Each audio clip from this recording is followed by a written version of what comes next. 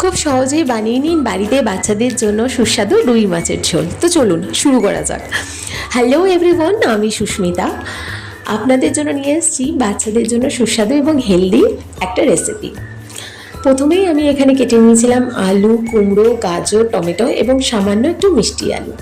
তারপর কড়াইয়ে তেল দিয়ে সামান্য একটু গোটা জিরে দিয়ে এবং সব সবজিগুলো দিয়ে ভালো করে নাড়াচাড়া করে দেবেন। সবজিগুলো একটু ভাজা ভাজা হয়ে গেলে সামান্য আদা এবং পেঁয়াজ বাটা দিয়ে নাড়াচাড়া করবেন। তারপর সামান্য নুন, হলুদ এবং একটু জিরে গুঁড়ো দিয়ে আবার নাড়াচাড়া করবেন।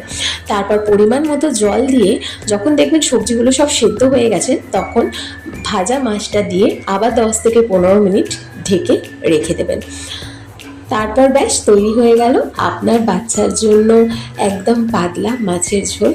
তো বাড়িতে একবার অবশ্যই ট্রাই করে দেখতে পারেন। টাটা, ভালো লাগলে সাবস্ক্রাইব করে দেবেন।